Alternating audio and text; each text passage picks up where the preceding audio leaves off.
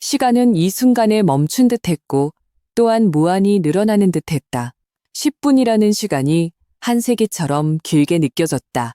왼쪽 뺨에서 전해져 오는 것은 통증이 아니었다. 뼛속까지 타들어가는 듯한 뜨거운 마비였다.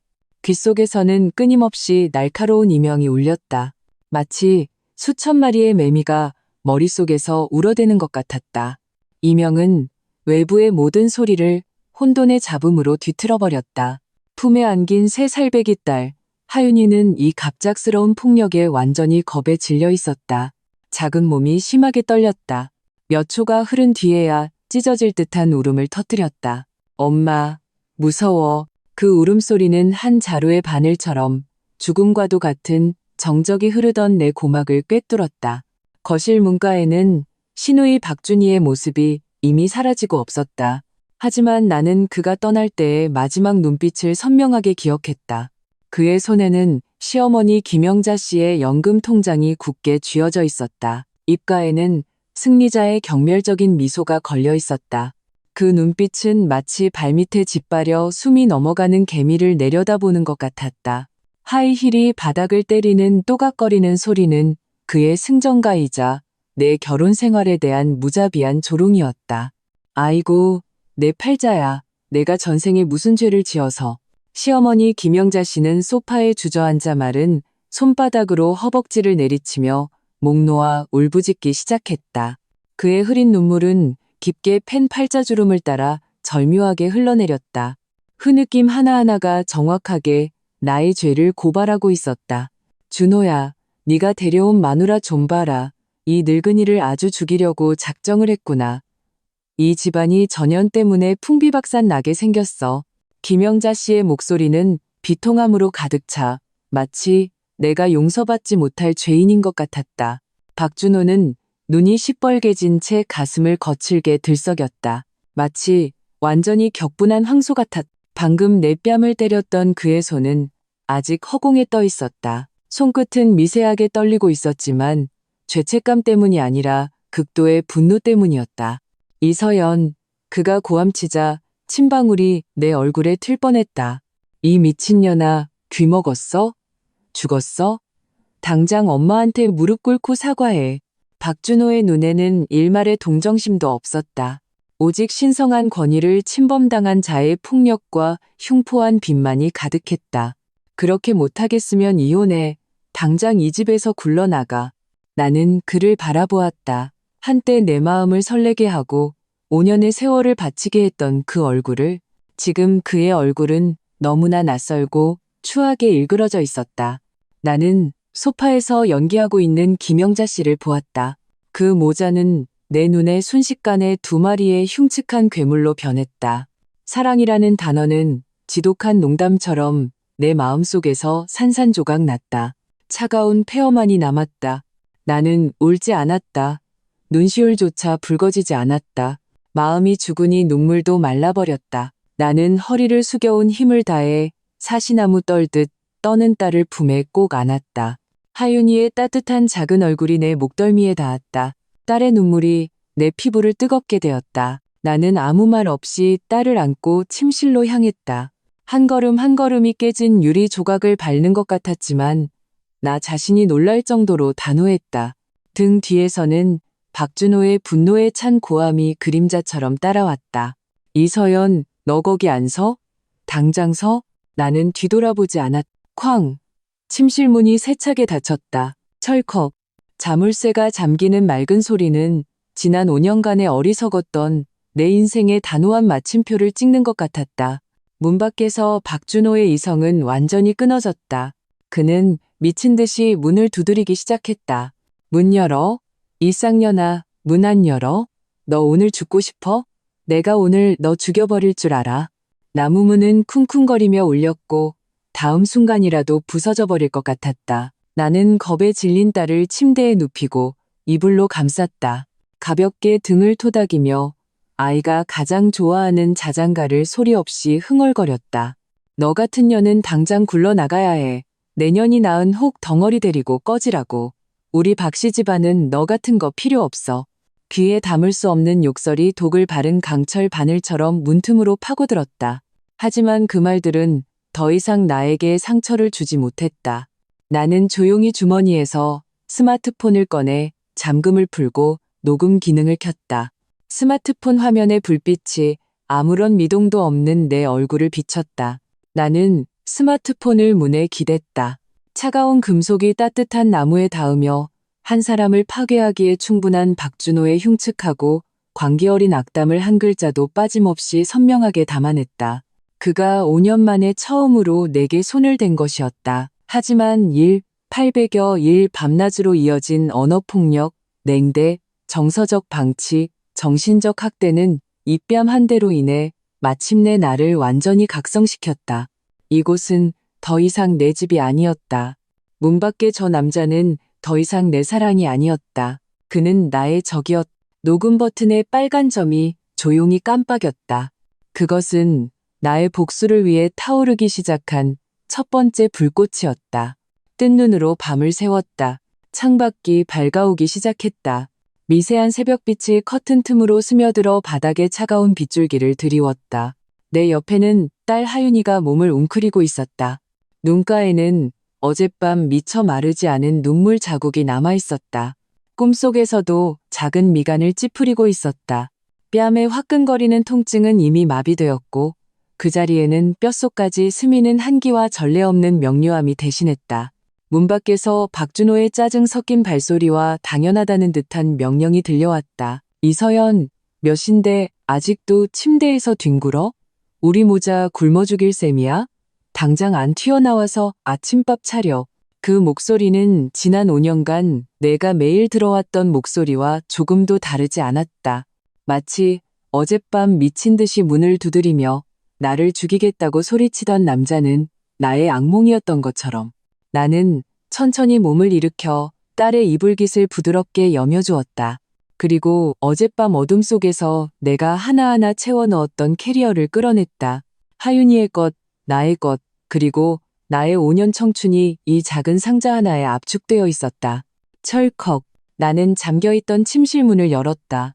박준호는 상의를 벗은 채 불쾌한 표정으로 거실 중앙에 서 있었다. 내가 나오는 것을 보자 미간을 더욱 찌푸렸다. 이제야 겨우 기어 나왔냐? 캐리어는 왜 끌고 나와? 또 가출하는 쇼로나 협박하려고? 소파에는 시어머니 김영자 씨가 꼿꼿이 앉아 눈꺼풀을 늘어뜨린 채 온갖 억울함을 당해 내가 시중 들기만을 기다리는 모습이었다. 나는 박준호의 질문을 무시했다. 그를 쳐다보지도 않았다.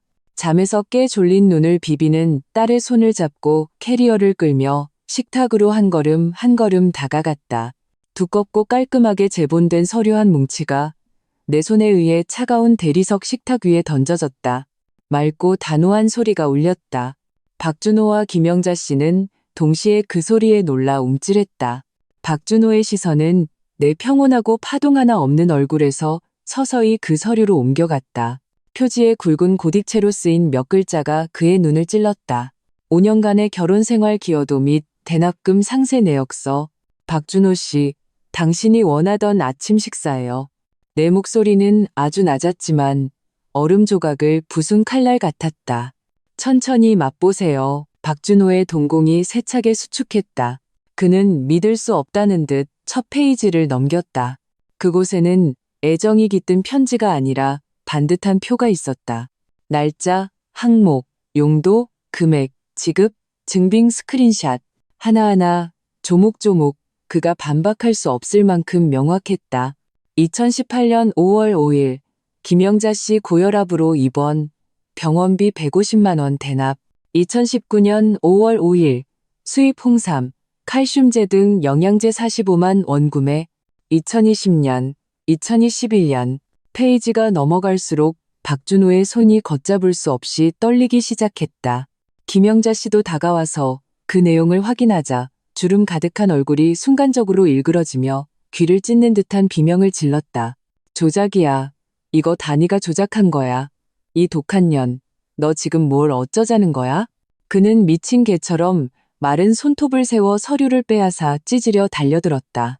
나는 딸을 안고 차갑게 몸을 비켜 그가 헛손질하게 만들었다. 조작? 나는 비웃었다. 시선은 마침내 놀라움에서 분노로 변해가는 박준호의 얼굴에 닿았다. 박준호 씨, 여기 있는 모든 내역은 은행이체 기록과 소비 영수증이 있어요. 마지막 페이지, 총액은 500만 원. 이 5년 동안 내 월급 통장에 있던 돈은 단 한 푼도 빠짐없이 당신들 모자를 위해 쓰였어요. 박준호의 가슴이 거칠게 오르내렸다. 그는 서류를 식탁에 내동댕이 치며 내 코를 가리켰다. 얼굴이 흉측하게 일그러졌다. 이서연, 너 정말 속이 시커멓구나. 5년 전부터 우리 집 등쳐먹을 계산하고 있었어? 한 가족끼리 이렇게까지 계산을 해? 도대체 무슨 꿍꿍이야? 한 가족? 나는 금색이 최고의 농담을 들은 것처럼 웃음이 터져 나왔다. 입꼬리가 제멋대로 올라가 지독히도 비꼬는 호를 그렸다. 어젯밤 당신이 내게 손찌검하고 나를 쌍년이라 욕하고 내 딸을 혹 덩어리라고 불렀을 때 우리 한 가족이라는 정은 이미 당신 손에 산산조각 났어요. 나는 침착하게 주머니에서 스마트폰을 꺼냈다. 나를 잡아먹을 듯한 그의 시선을 무시하고 화면을 가볍게 켰다. 잊어버렸어요? 괜찮아요. 내가 기억나게 해줄게요. 다음 순간 스마트폰에서 어젯밤 박준호의 광기 어리고 도끼 서린 포효가 선명하게 흘러나왔다. 이 쌍년아, 문 안 열어? 너 오늘 죽고 싶어? 내가 오늘 너 죽여버릴 줄 알아. 내년이 낳은 혹 덩어리 데리고 꺼져. 우리 박씨 집안은 너 같은 거 필요 없어. 한마디 한마디가 따귀가 되어 박준호와 김영자 씨의 얼굴을 후려쳤다. 거실은 죽음과 같은 정적에 휩싸였고 오직 스마트폰 속 남자의 울부짖음만이 울려 퍼졌다. 붉게 달아올랐던 김영자 씨의 얼굴은 순간 핏기가 가시며 종이처럼 하얗게 변했다. 박준호의 안색은 더욱 가관이었다. 분노에서 경악으로, 그리고 경악에서 감출 수 없는 공포로. 그들이 넋이 나간 채 지켜보는 가운데 나는 그들 앞에서 아버지에게 전화를 걸었다. 전화는 거의 바로 연결되었다. 여보세요, 서연아. 나는 깊게 숨을 들이마셨다. 극도로 냉정하면서도 적절한 떨림이 섞인 목소리로 또렷하게 입을 열었다. 아빠, 준호 씨가 저를 때렸어요. 이혼할 거예요. 저랑 하윤이 좀 데리러 와주실 수 있으세요? 저 무서워요. 전화기 저편은 3초간 침묵했다. 이내 아버지의 천둥 같은 노성이 터져나왔다. 그 소리가 너무 커서 수화기를 뚫고 거실 전체에 선명하게 울려 퍼졌다. 그 짐승만도 못한 놈, 감히 내 딸한테 손을 대? 서연아, 무서워하지 마라. 그 새끼한테 전화 바꿔. 내가 당장 가서 그놈 가죽을 벗겨버릴 테니. 박준호의 몸이 세차게 굳었다. 얼굴에서 마지막 핏기마저 사라졌다. 그는 나를 보았다. 그의 눈에 처음으로 공포라는 감정이 떠올랐다. 차문이 열리자 초겨울의 한기가 옥기 속으로 파고들었다. 나는 잠결에 칭얼거리는 하윤이를 더 단단히 감싸안고 차에서 내렸다. 익숙한 집문이 눈앞에 있었다. 나를 위해 켜둔 주황색 형관등은 따뜻한 꿀 한 방울처럼 차가운 밤징석 속으로 녹아들었다. 문이 열리고 어머니 오미숙 씨의 얼굴에 걸려있던 미소는 내 뺨에 선명한 붉은 부기를 보자마자 순간 응고되었다. 서연아, 내 얼굴. 그의 목소리는 갈라졌고 억누를 수 없는 떨림이 섞여 있었다. 뻗은 손은 허공에서 멈춘 채 차마 내 얼굴을 만지지 못했다. 아버지 이정식 씨가 그 뒤에서 나왔다. 그의 커다란 몸이 세차게 흔들렸다. 눈빛은 1초 만에 자애로움에서 살인적인 어둠으로 변했다. 그것은 폭풍우가 몰아치기 전에 정적이었다. 나는 집 안으로 들어가 하윤이를 소파에 조심스럽게 눕히고 담요를 덮어주었다. 따뜻한 공기가 나를 감싸며 몸의 한기를 쫓아냈지만 마음속의 얼음은 녹이지 못했다. 아빠, 엄마, 나는 입을 열었다. 목소리는 이상할 정도로 평온했다. 나는 그 회계 장부와 녹음 파일, 그리고 지난 5년간의 억울함과 피눈물을 콩을 쏟아내듯 한 글자 한 글자 명확하게 그들 앞에 펼쳐놓았다. 울부짖음도 고발도 없었다. 오직 마음이 죽어버린 자의 담담한 진술만이 있었다. 거실에는 어머니의 억눌린 흐느낌과 아버지의 점점 거칠어지는 숨소리만이 남았다. 내가 진작 알았어야 했는데 내가 어쩌자고 그 짐승 같은 놈의 가머니서를 믿었을까. 오미숙 씨는 나를 껴안았다. 눈물은 끊어진 구슬처럼 내 팔뚝 위로 뜨겁게 떨어졌다. 내 딸, 어릴 때부터 손가락 하나 대본 적 없는데 그 집에서 짐승처럼 구박받았구나. 이정식 씨는 말없이 창가로가 담대한 계비를 피웠다. 붉은 불빛이 풍상에 찌든 그의 얼굴에서 명멸했다. 자욱한 연기도 그의 눈띠에서 들끓는 살기를 가리지 못했다. 딩동 딩동. 초인종 소리가 날카롭게 울렸다. 급하고 거칠게 거부할 수 없는 침입자의 기세로 이정식 씨는 담배를 맹렬히 끄고 성큼성큼 문으로 걸어가 열었다. 문 밖에는 초조한 얼굴의 박준호와 그 뒤에 위선적인 슬픔으로 가득 찬 얼굴의 김영자 씨가 서 있었다. 아버님, 어머님, 서연이가. 박준호의 말이 채 끝나기도 전에 이정식 씨의 쇠집게 같은 손이 이미 그의 멱살을 단단히 움켜쥐었다. 그를 통째로 들어올렸다. 이 짐승만도 못한 놈, 감히 여길 찾아와? 이정식 씨의 목소리는 이빨 사이로 비집고 나왔고 글자마다 얼음 조각이 섞여 있었다. 김영자 씨는 이 광경을 보자마자 자신의 특기를 발휘했다. 차가운 바닥에 주저앉아 양손으로 허벅지를 치며 통곡하기 시작했다. 아이고, 세상에 이런 억울한 일이 어디 있나.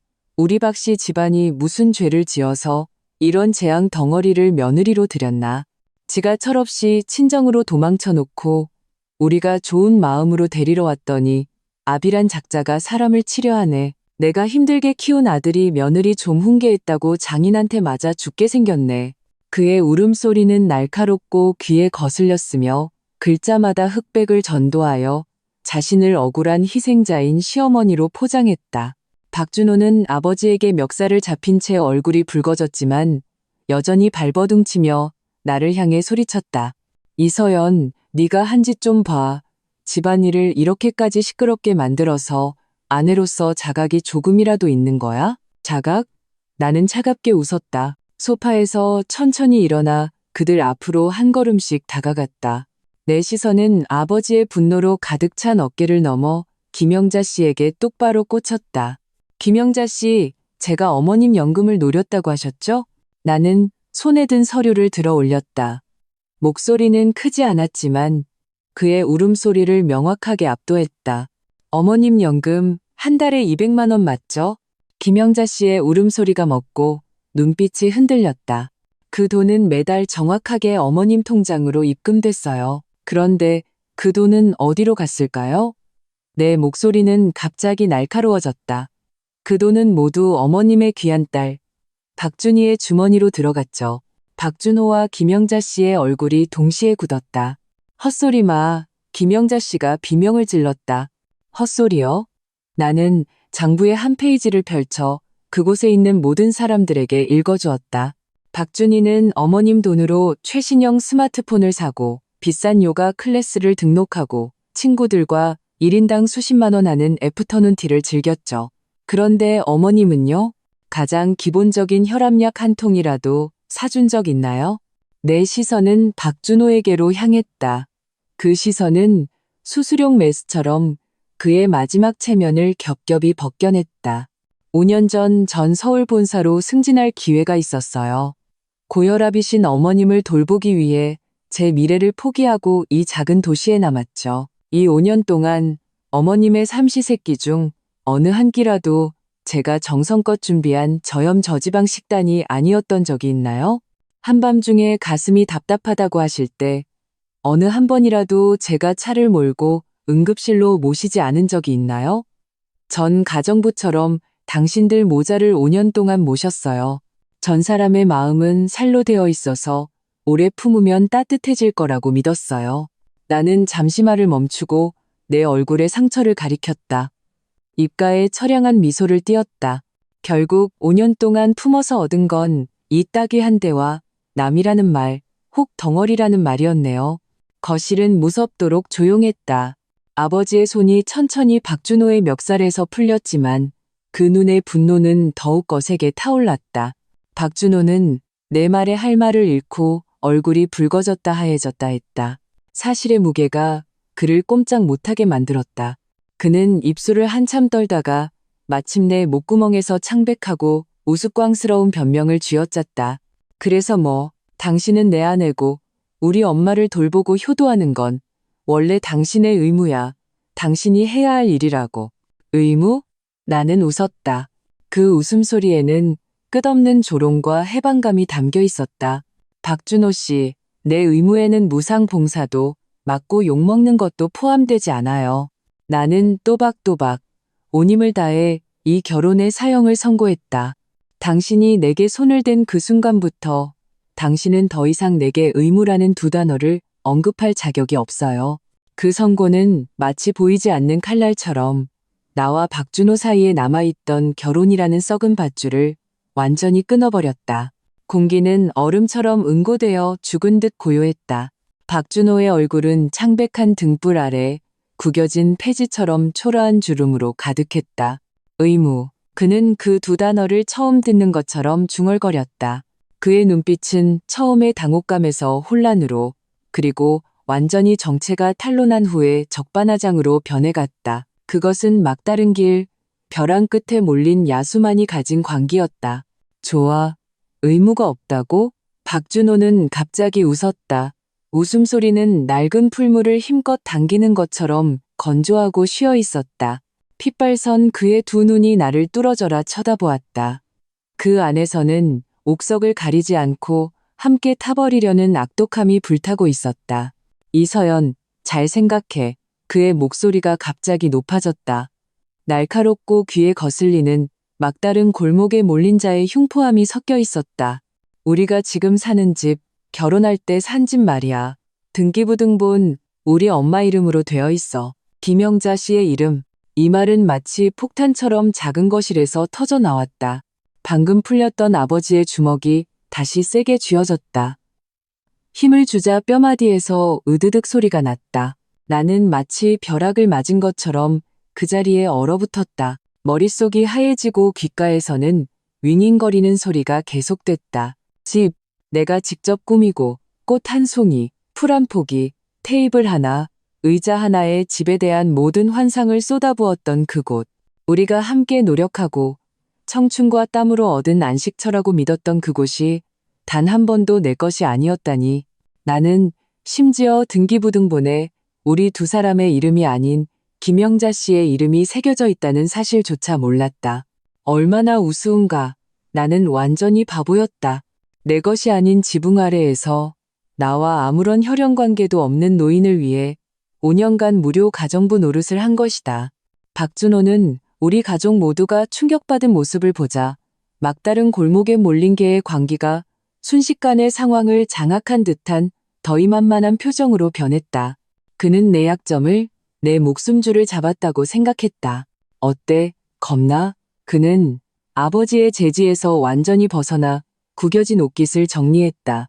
턱을 높이 쳐들고 마치 자비를 베푸는 듯한 눈으로 나를 내려다보았다. 이서연, 네가 분수를 안다면 지금 당장 우리 엄마한테 얌전히 사과하고 집으로 돌아가서 우리 식구들 시중 들어. 만약 이혼 얘기 꺼내면. 그는 말을 길게 느리며 입가의 냉소를 더욱 잔인하게 만들었다. 내 그거지 같은 짐 싸서 몸만 나가. 길바닥에서 자든가. 바닥에 쓰러져 죽은 척하던 김영자 씨도 이때 마치 살아난 것처럼 벌떡 일어났다. 엉덩이에 먼지를 털어내며 얼굴에는 더 이상 슬픔의 기색 없이 소인배의 천박함만이 가득했다. 들었냐? 이 배은망덕한 년아? 우리 박씨 집을 네가 왜 살아? 너 불쌍해서 살게 해줬더니 진짜 안주인이라도 된 줄 알아? 퇴! 애 하나 못 낳는 주제에 자리만 차지하는 혹 덩어리. 몸만 나가. 길바닥에서 자든가. 혹 덩어리. 독이 묻은 이 단어들이 칼날처럼 내 심장을 찔렀다. 하지만 이상하게도 그 찢어지는 고통이 지나간 후 나는 오히려 전례 없는 평온함을 느꼈다. 거대한 충격과 배신이 불길처럼 내 마음속 마지막 남은 온정이라는 가림막을 불태워버렸다. 더 이상의 환상도 미련도 없었다. 잘 됐네요. 이렇게 되면 나도 아무런 거리낌 없이 나아갈 수 있으니. 나는 천천히 고개를 들었다. 그 죽은 듯한 눈빛에 박준호와 김영자 씨의 의기양양한 얼굴이 살짝 굳었다. 내 시선은 그들을 넘어 분노와 안타까움으로 붉어진 아버지의 눈에 닿았다. 나는 아버지를 향해 가볍게 안심시키듯 고개를 저었다. 그리고 모든 사람들 앞에서 나는 스마트폰을 꺼냈다. 그들의 의심스러운 시선 속에서 나는 연락처에서 그 익숙한 이름을 찾았다. 손가락으로 가볍게 터치해 전화를 걸었다. 또. 고요한 거실에서 전화 연결 대기음은 마치 그들의 운명을 알리는 상여 소리 같았다. 여보세요, 서연아. 처모왈라 처몰라. 전화기 저편에서 맑고 유능한 여성의 목소리가 들려왔다. 내 절친이자 이 도시 최고의 이혼 전문 변호사 최수진이었다. 박준호와 김영자 씨는 이 목소리를 몰랐지만 그들은 갑자기 차갑고 날카로워진 내 기운에서 불길한 예감을 감지했다. 수진아, 나는 입을 열었다. 목소리는 크지 않았지만 얼음을 깨는 정처럼 모든 사람의 심장에 명확하게 밝혔다. 나 결정했어. 이혼 소송할 거야. 전화기 저편의 최수진은 잠시 멈칫하는 듯 하더니 이내 목소리가 진지해졌다. 확실히 생각한 거야?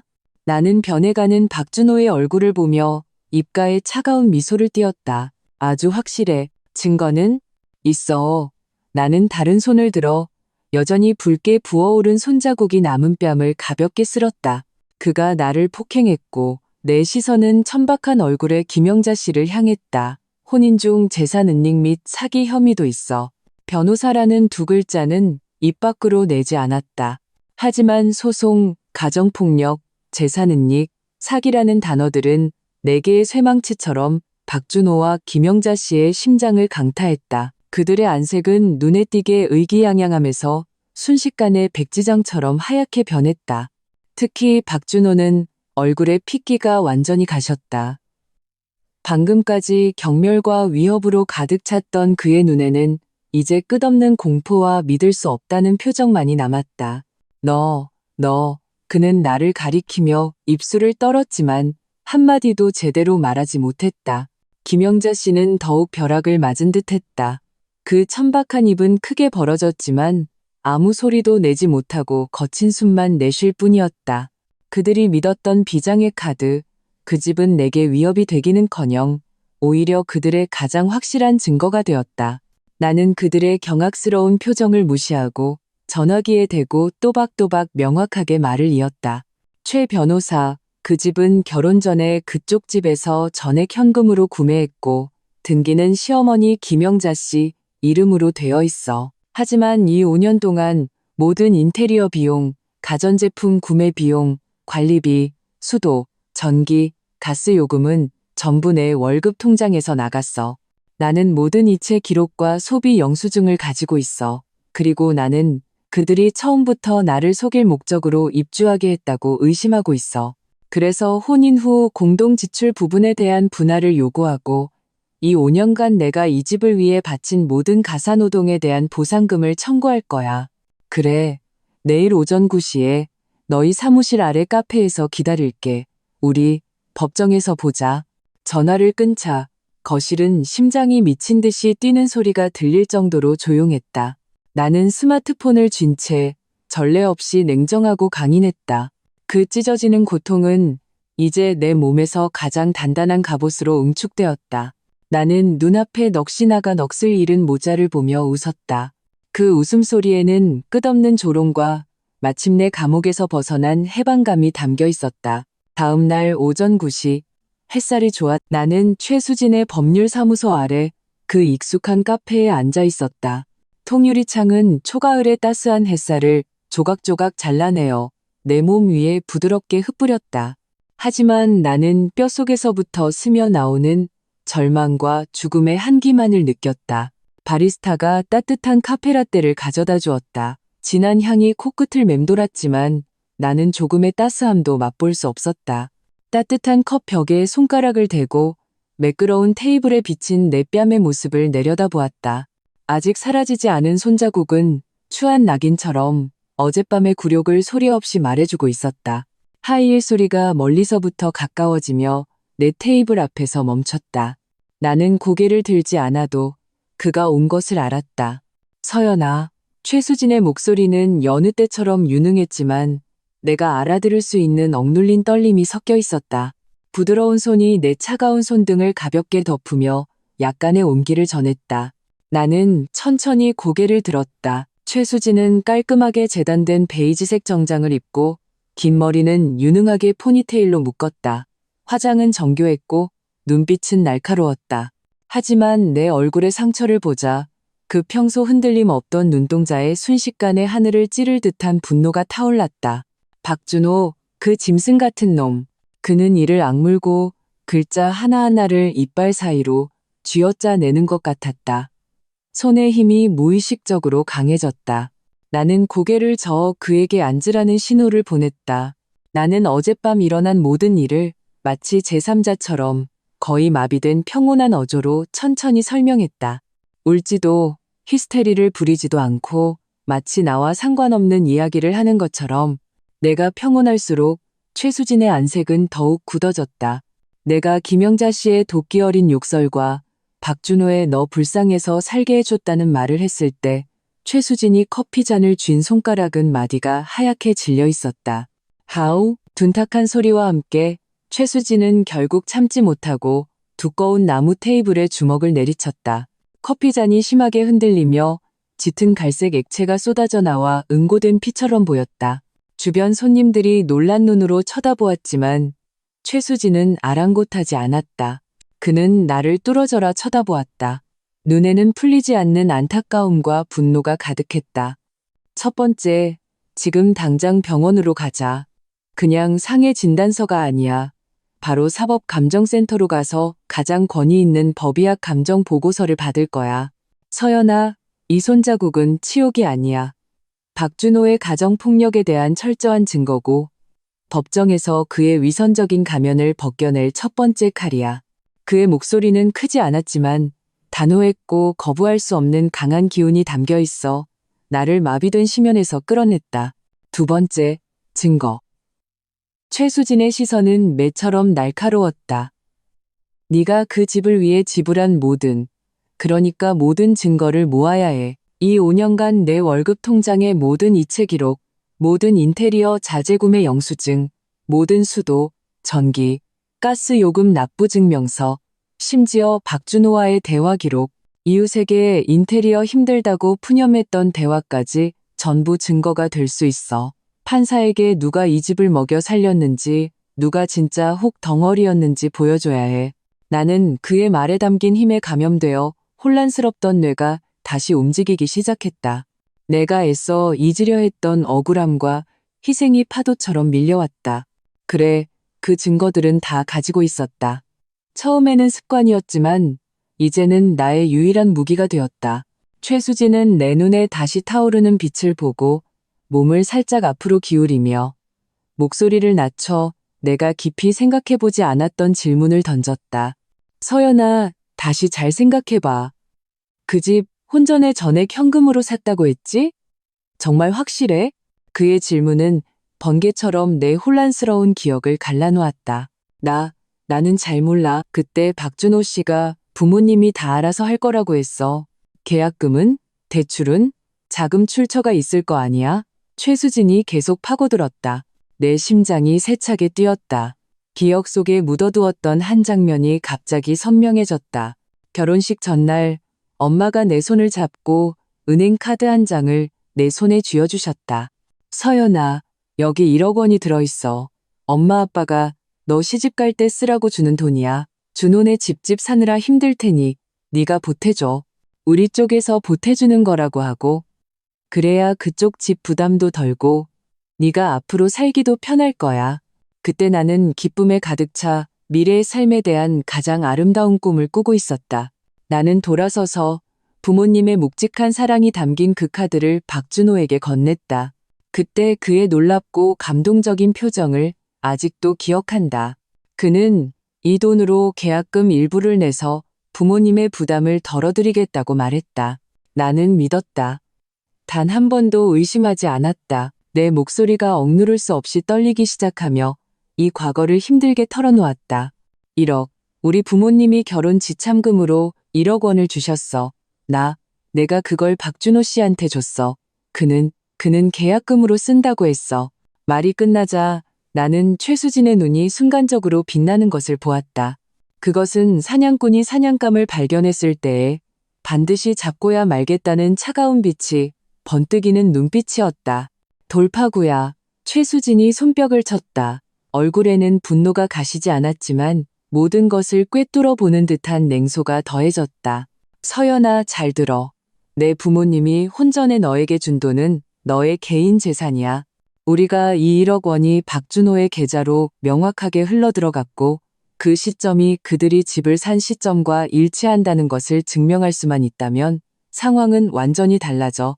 그는 몸을 다시 앞으로 기울였다. 목소리에는 사람을 홀리는 힘이 담겨 있었다. 이건 더 이상 단순한 가사 노동 보상이 아니야. 이건 명백한 사기야. 결혼을 빌미로 너의 혼전 개인 재산을 편취한 거지. 우리는 이 1억 원을 원금과 이자까지 모두 받아낼 수 있을 뿐만 아니라 이 돈이 집값 총액에서 차지하는 비율에 따라 해당 비율의 부동산 가치 상승분까지 분할 요구할 수 있어. 박준호와 김영자 씨는 집을 김영자 씨 명의로 해두면 만사형 통일 줄 알았겠지만 꿈도 꾸지 마. 최수진의 한마디 한마디가 무거운 망치처럼 내 마음속 마지막 나약함과 혼란을 부숴버렸다. 희망이 미친 듯이 타오르는 들불처럼 내 황폐한 마음속에서 순식간에 번져나갔다. 나는 더 이상 수동적으로 상처를 받는 피해자가 아니었다. 이 순간부터 나는 나 자신을 위해 모든 것을 되찾을 전사였다. 당장 부모님께 전화해. 최수진의 어조가 급하고 단호해졌다. 은행에 가서 그 1억 원 이체 내역서를 발급받으시라고 해. 반드시 은행 직인이 찍혀 있어야 해. 동시에 너도 즉시 내 카드 내역을 조회해서 박준호에게 이체한 기록을 찾아. 그들이 정신 차리고 증거를 인멸하거나 빼돌리기 전에 모든 확실한 증거를 우리 손에 쥐어야 해. 나는 깊게 숨을 들이마셨다. 가슴속에 찢어지는 고통은 뜨거운 전의로 대체되었다. 나는 스마트폰을 들었다. 흥분으로 손끝이 미세하게 떨렸지만 아버지에게 전화를 거는 동작은 전례 없이 단호했다. 나는 최수진을 보았다. 그녀도 나를 보고 있었다. 우리는 서로의 눈에서 활활 타오르는 복수의 불꽃을 보았다. 박준호, 김영자, 당신들의 게임은 끝났어. 이제 내 차례야. 병원의 소독약 냄새는 차갑고 코를 찔렀다. 사방에서 내 코로 스며들었다. 나는 진료실에 조용히 앉아 의사가 차가운 기구로 내 귀를 검사하는 것을 지켜보았다. 그 날카로운 이명은 어제 그 따귀를 맞은 후로 멈추지 않았다. 악독한 매미처럼 내 뇌 속에서 끝없이 울어댔다. 최수진은 내 곁을 지켰다. 입술을 굳게 다물고 내 뺨에 아직 완전히 가시지 않은 붉은 부기와 멍을 보며 눈띠의 분노가 거의 실체화될 지경이었다. 좌측 귀 경미한 신경성 이명, 안면부 연조직 타박상. 의사의 목소리는 평탄했고 마치 자신과 상관없는 판결문을 읽는 것 같았다. 하지만 이 판결문, 이 가벼운 진단증명서는 내 손에 쥐어졌을 때 천근만근처럼 무거웠다. 백지의 검은 글씨, 확실한 증거. 이것은 박준호가 내 몸에 새긴 배신의 훈장이었다. 병원에서 나오자마자 나는 최수진의 지시대로 진단증명서, 부모님의 이체 내역서, 그리고 내가 박준호에게 1억 원을 이체한 은행 기록을 모두 스마트폰으로 고화질 촬영하여 암호화된 파일로 최수진에게 전송했다. 이 모든 것을 마치고 나니 나는 마치 모든 기력을 빨린 인형처럼 최수진의 차 조수석에 쓰러지듯 앉았다. 최수진은 차에 시동을 걸었지만 바로 출발하지 않고 내게 따뜻한 물 한 병을 건넸다. 서연아, 힘든 거 알아. 하지만 지금은 약해질 때가 아니야. 그의 목소리는 수수용 메스처럼 냉정했다. 박씨 집안 그 모자는 곧 가만히 있지 못할 거야. 그의 말이 끝나자마자 내 스마트폰이 미친 듯이 진동하기 시작했다. 화면에 떠오른 이름은 박준이었다. 나는 그 이름을 보자 속이 울렁거렸다. 최수진은 봤지? 하는 눈빛을 보내며 스마트폰을 가리키고 받아라는 입모양을 했다. 나는 깊게 숨을 들이마시고 통화 버튼을 누르고 스피커폰을 켰다. 이서연 씨 무슨 생각이에요? 진짜 변호사를 샀어요? 박준희의 날카로운 목소리가 작은 차 안에서 터져 나왔다. 마치 꼬리를 밟힌 고양이처럼 신경질적이었다. 뭘 어쩌자는 건데요? 우리 집에 돈이라도 뜯어낼 생각이에요? 말해두는데 그 집 우리 엄마 이름이니까 당신이랑은 일원 한 푼 관계 없어요. 우리 오빠가 당신 때린 건 당신이 오빠를 몰아붙였기 때문이잖아요. 분수도 모르고. 그는 히스테리컬하게 소리쳤다. 글자마다 나에 대한 경멸과 자신의 이익에 대한 공포가 가득했다. 그는 오빠의 결혼 생활에는 관심이 없었다. 형수인 내가 이명까지 생길 정도로 맞았다는 것에도 관심이 없었다. 그는 오직 자신이 돈을 뜯길까봐, 자신이 탕진한 돈을 갚아야 할까봐 전전긍긍했다. 나는 아무 말 없이 조용히 들었다. 입가에 차가운 미소가 걸렸다. 최수진은 운전대를 쥔 손마디가 하얗게 질렸다. 나를 보며 조롱 섞인 눈빛을 보냈다. 봐, 이게 네가 5년을 바친 시댁이야. 전화기 저편에서 박준희는 내가 침묵하자 더욱 기고만장해졌다. 우리 오빠 정말 눈이 삐었지. 당신 같은 재수 없는 여자를 데려와서는. 경고하는데 그 더러운 생각 당장 집어치워요. 안 그러면 내가 이 바닥에서 발도 못 붙이게 해줄 테니까. 그가 지쳐서 목이 쉴 때까지 욕을 퍼부은 후에야 나는 마침내 나지막이 입을 열었다.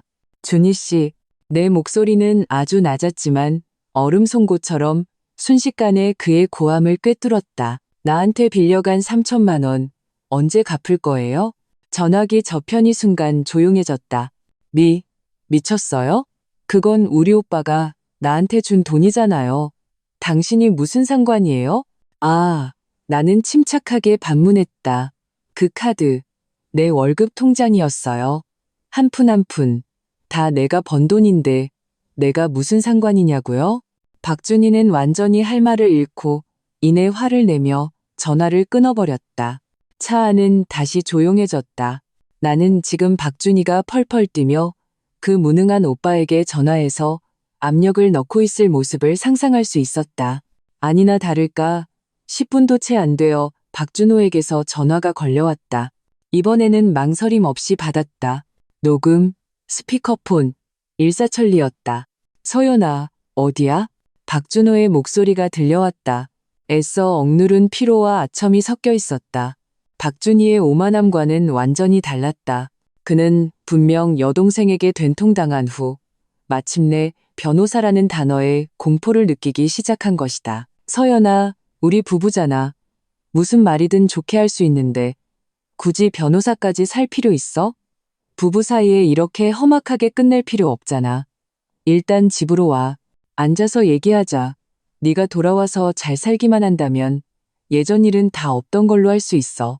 없던 걸로. 얼마나 가벼운 말인가. 내 뺨의 상처는 아프고 귀의 매미는 울고 있었다. 그들은 모두 박준호의 위선과 나의 순진함을 소리 없이 비웃고 있었다. 나는 스마트폰을 굳게 쥐었다. 차가운 기기가 내 손바닥을 찔렀다. 그 날카로운 통증이 내 혼란스러운 뇌를 아주 맑게 만들었다. 박준호 씨, 나는 얼음처럼 차가운 목소리로 입을 열었다. 없던 걸로 하자고요? 그는 마치 구명줄이라도 잡은 듯 서둘러 대답했다. 예전 일은 다 오해야. 내가 잘못했어. 내가 충동적이었어. 돌아와. 내가 사과할게. 사과요? 나는 가볍게 웃었다. 그 웃음소리에는 한기가 서려 있었다. 당신이 나를 때린 것도 그냥 없던 일이 되는 건가요? 전화기 저편은 1초간 침묵했다. 그리고 박준호의 억눌린 짜증, 가해자의 가장 솔직한 목소리가 마침내 위장을 찢고 터져나왔다. 그건 네가 사람을 너무 몰아붙였기 때문이잖아. 내가 남잔데 너한테 죽일 듯이 손을 댔겠어? 바로 이 말이었다. 나는 최수진의 눈에 살인적인 빛이 번쩍이는 것을 보았다. 그는 나를 향해 소리 없이 잘했어라는 입모양을 했다. 폭행을 인정하면서도 뉘우침 없이 오히려 나를 탓하는 이 녹음은 가장 날카로운 칼이 될 것이다. 그것은 박준호의 모든 변명을 완전히 차단할 것이다. 나는 흥분도 기쁨도 느끼지 못했다. 내 심장은 죽은 무릉덩이처럼 평온했다. 그가 이 말을 내뱉는 순간 그에 대한 마지막 남은 부부의 정이라는 우스꽝스러운 미련도 완전히 죽어버렸다. 박준호 씨, 나는 마지막으로 이상할 정도로 평온한 어조로 그의 이름을 불렀다. 법정에서 봅시다. 말을 마치고 나는 그에게 어떤 반응도 할 기회를 주지 않고 단호하게 전화를 끊었다. 나는 그 완벽한 녹음 파일을 저장하고 이름을 붙여 최수진에게 전송했다. 차는 다시 출발하여 차들의 행렬에 부드럽게 합류했다. 나는 의자에 기대어 창밖으로 빠르게 지나가는 거리 풍경을 보았다. 가슴속을 채웠던 전이와 증오의 뜨거움이 서서히 식어 부술 수 없는 단단한 갑옷으로 응결되었다. 박준호, 김영자, 박준희. 당신들은 결혼이 당신들의 현금 인출기이자 보호막이라고 생각했겠지. 당신들은 틀렸어. 이제 내가 직접 그것을 당신들의 모든 탐욕과 계산을 묻어버릴 무덤으로 만들어주겠어. 차창 밖에 네온사인이 유성처럼 흐르며 내 눈뒤에 길고 흐릿한 잔상을 남겼다. 차갑고 화려하게 최수진의 법률사무소는 불이 환하게 켜져 있었다. 공기 중에는 카페인과 종이가 섞인 독특한 향, 전투의 냄새가 감돌았다. 그는 컴퓨터 앞에 앉아 키보드 위를 날아다니듯 손가락을 움직였다. 불꽃이 튈 정도로 빨랐다. 첫째, 이혼 소송. 최수진의 목소리는 냉정하고 깔끔했다. 마치 내 썩어가는 결혼 생활을 해부하는 정밀한 수수료 메스 같았다. 딸의 양육권은 너에게, 박준호는 딸이 18세 성인이 될 때까지 양육비를 지급해야 해. 이 도시 최고 기준으로. 나는 고개를 끄덕였다. 코끝이 시큰해졌다. 딸의 평온한 잠든 얼굴이 눈앞에 떠올랐다. 그 아이를 위해서 나는 가장 단단한 방패가 되어야 했다. 둘째, 부부 공동재산 분할. 최수진의 입가에 날카로운 미소가 걸렸다. 마치 피를 마시기 직전의 칼날 같았다. 핵심은 이 집이야. 등기부 등본은 김영자 씨 이름이지만 내가 구매 시점을 확인해 보니 정확히 너희 결혼 3년 차였어. 너는 시어머니에게 거액을 이체한 기록을 가지고 있지. 이것만으로도 공동출자에 대한 중대한 혐의가 성립돼. 내 심장이 세차게 뛰었다. 그 세월 동안 나는 아끼고 아껴서 월급 대부분을 김영자 씨에게 이체했다. 그는 항상 젊은이들은 돈을 모으지 못하니 자기가 보관해주겠다고 했다. 나중에는 다 우리 것이 될 거라고. 알고 보니 보관이라는 것은 철저한 횡령이었다. 마지막으로 가장 흥미로운 부분. 최수진은 타이핑을 멈추고 의자를 돌렸다. 그 밝은 눈에는 사냥꾼 같은 빛이 번뜩였다. 그는 내 앞에 서류 한 부를 밀었다. 5년간 가사노동 및 정신적 피해보상 비용 청구서. 청구서에는 각 항목이 명확하게 나열되어 있었다. 육아 도우미, 가사 도우미, 시간제 청소부, 간병인. 각 항목은 시장 가격에 따라 정확하게 계산되었고 마지막에는 눈이 튀어나올 만한 숫자로 합산되었다. 이 돈은 박준호와 박준희가 공동으로 상환하도록 요구할 거야. 최수진의 목소리에는 차가운 쾌감이 섞여 있었다. 박준희, 남의 덕 보는 거 제일 좋아하지? 남의 희생을 당연하게 여기면 어떤 대가를 치러야 하는지 맛보게 해주자. 나는 그 청구서를 보았다. 5년의 세월이 차가운 글자와 숫자로 압축되어 있었다. 나의 청춘, 나의 피와 땀, 나의 인내가 이 순간 마침내 측정 가능한 가치를 갖게 되었다. 나의 모든 심혈과 증오가 담긴 그 내용 증명은 마치 정밀 유도 폭탄처럼 박씨 집안이라는 평온해 보이는 항구에 투하되었다. 가장 먼저 폭발한 것은 박준이었다. 박씨 집안의 낡은 대문이 새빨간 매니큐어를 칠한 손에 의해 세차게 밀쳐지며 쾅소리를 냈다. 박준희는 비바람을 동반한 토네이도처럼 들이닥쳤다. 정교한 화장은 분노로 일그러져 있었고 손에 든 에르메스 가방은 현관 수납장 위에 거칠게 내던져졌다. 엄마, 나와봐. 그의 비명은 귀를 찢을 듯했다. 거실에서 TV를 보던 김영자 씨는 깜짝 놀라 손에 든 리모컨을 바닥에 떨어뜨렸다. 이 죽일 년아, 귀신이라도 부르냐? 나 놀라 죽일 셈이야? 김영자 씨는 가슴을 쓸어내리며 타박했다. 박준희는 아랑곳하지 않고 세 걸음을 두 걸음으로 김영자 씨 앞으로 달려가 그 내용 증명을 칼처럼 김영자 씨 얼굴에 던졌다. 직접 봐. 당신 그 착한 며느리가 한 짓 좀 보라고. 날카로운 종이 모서리가 김영자 씨의 마른 뺨에 가느다란 붉은 상처를 냈다. 김영자 씨는 멍하니 서 있었다. 바닥에 떨어진 종이 몇 장을 주워 흐린 노안으로 한 글자 한 글자 읽어 내려갔다. 공동상환인 박준이라는 글자를 보자 안색이 순식간에 창백해졌다. 전현이 미쳤구나. 제가 뭔데 너한테 돈을 갚으래? 네가 제 돈을 썼어? 김영자 씨의 목소리는 분노와 함께 찔리는 구석이 있는 듯 떨렸다. 내가 제 돈을 안 썼다고? 박준희는 세상에서 가장 큰 농담을 들은 것처럼 목소리를 높였다. 그 소리는 손톱으로 유리를 긁는 것처럼 날카로웠다. 내가 가방 산 돈, 차 바꾼 돈, 여행 다닌 돈, 어느 것 하나 엄마가 준 돈 아니었어? 엄마는 그게 다 엄마 연금이고 나를 아껴서 주는 거라고 했잖아. 이제 와서 보니까 이서연 그 쌍년이 청구서를 다 뽑아왔네. 나더러 돈을 갚으래. 엄마, 지금 말해봐. 이 덤터기 내가 써야 하는 거야? 이 말은 거실에 폭탄처럼 터졌다. 주름 가득한 김영자 씨의 얼굴이 붉어졌다. 하얘졌다 하며 입술을 떨었지만 한참 동안 아무 말도 하지 못했다. 딸을 편애하며 며느리를 소처럼 부려먹고 며느리의 피땀 어린 돈을 빼돌려 딸에게 퍼준 것은 그들 모녀 사이의 암묵적인 비밀이었다. 이제 그 비밀이 가장 잔인하고 공개적인 방식으로 피투성이로 드러난 것이다. 너, 이 배은망덕한 년. 김영자 씨는 마침내 목소리를 찾았다. 그는 박준희의 코를 가리키며 분노로 온몸을 떨었다. 내가 너를 아껴서 제일 좋은 것만 너한테 줬잖아. 내 오빠 결혼할 때 예단 한 푼 안 받고 저쪽에서 지참금을 그렇게 많이 가져오게 한 게 다 누굴 위해서였는데. 이제 와서 일이 터지니까 나부터 탓해? 내가 돈 받을 땐 엄마가 그렇게 말 안 했잖아. 박준희는 완전히 가면을 벗고 울부짖었다.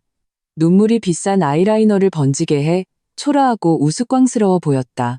엄마는 이서연 그 멍청이가 다루기 쉽다고 했잖아. 걔가 버는 돈은 우리 집 돈이라고. 근데 지금은? 걔가 나랑 소송하겠대. 내 체면은 어떡하고 내 일은 어떡해. 모녀의 싸움은 서툴고 귀에 거슬리는 희극 같았다. 돈 때문에 그들은 마침내 가장 젠시하고 추악한 얼굴을 드러냈다. 한때의 자애로운 어머니와 효녀의 모습은 백지의 검은 글씨로 쓰인 빛 앞에서 속절없이 무너졌다. 김영자 씨는 화가 나서 손을 들어 박준희의 뺨을 때리려 했지만 박준희에게 손목을 잡혔다. 또 나 때리려고?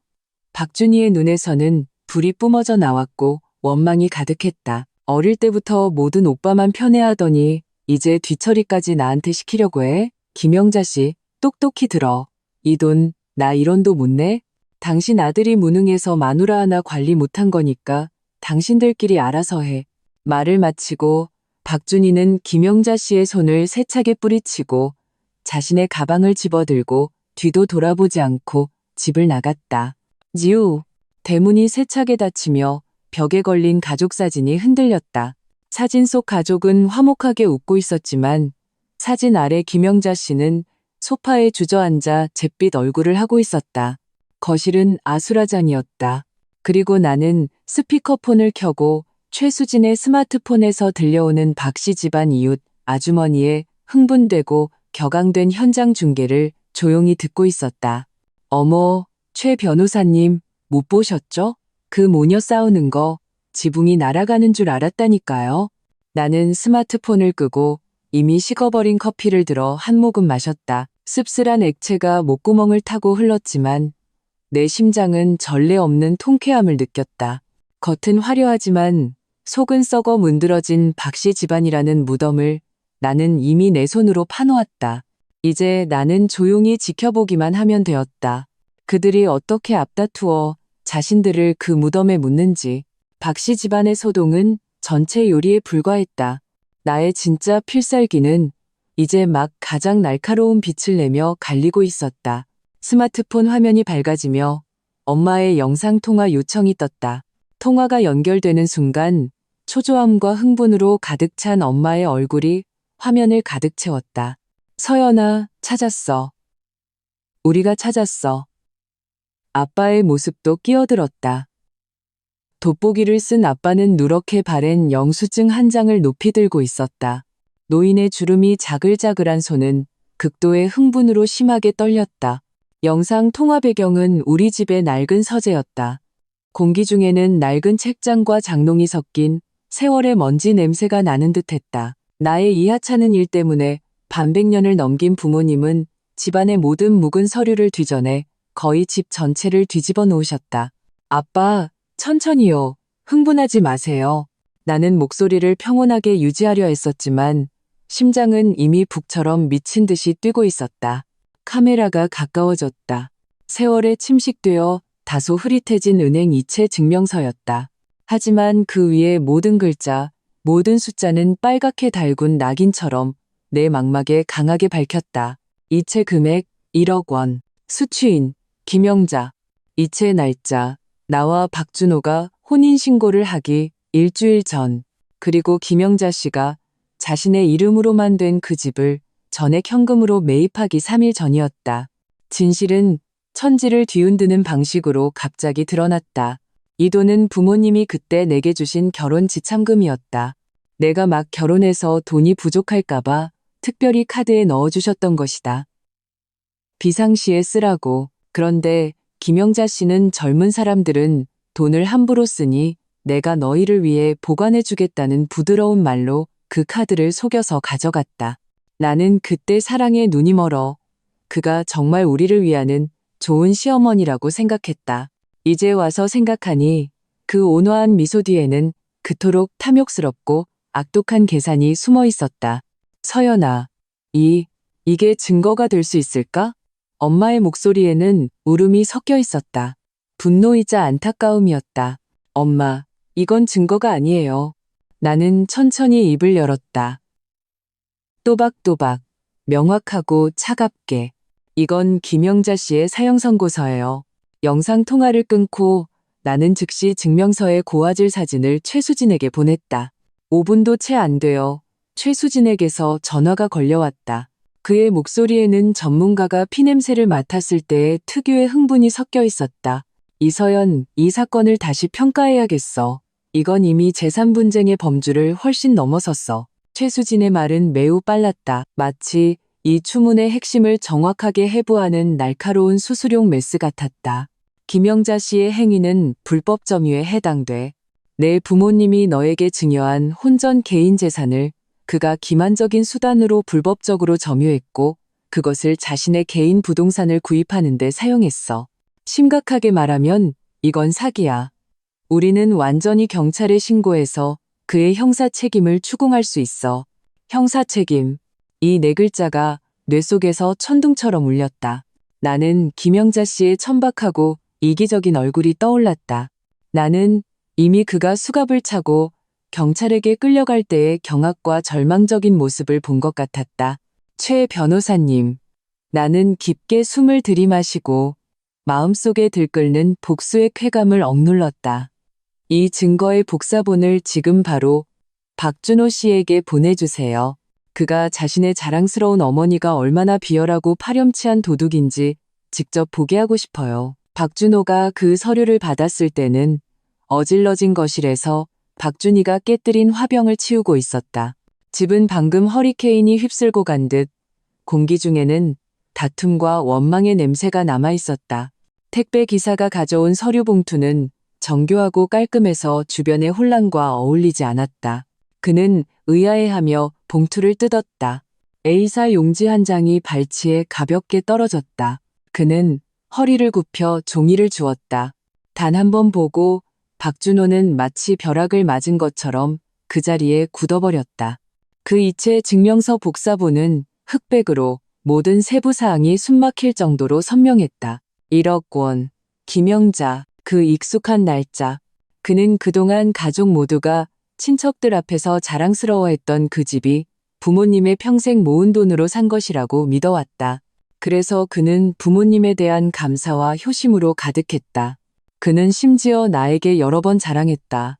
그의 부모님이 얼마나 선견지명이 있고 그의 미래를 위해 길을 닦아주셨는지. 지금 그의 모든 우월감을 지탱해주던 기반이 이 얇은 종이 한 장에 의해 완전히 박살났다. 엄마, 박준호의 목소리는 사포로 문지른 것처럼 건조했다. 그는 천천히 고개를 들어 소파에 주저앉아 삐져있던 김영자 씨를 보았다. 이게 뭐예요? 그의 눈빛은 김영자 씨를 불안하게 만들 정도로 낯설었다. 김영자 씨는 짜증스럽게 쳐다보았다. 뭔데 그래? 호들갑 떨기는. 그의 시선이 그 증명서에 닿자 그의 안색은 순식간에 핏기가 가시며 그 종이처럼 창백해졌다. 이건 가짜야.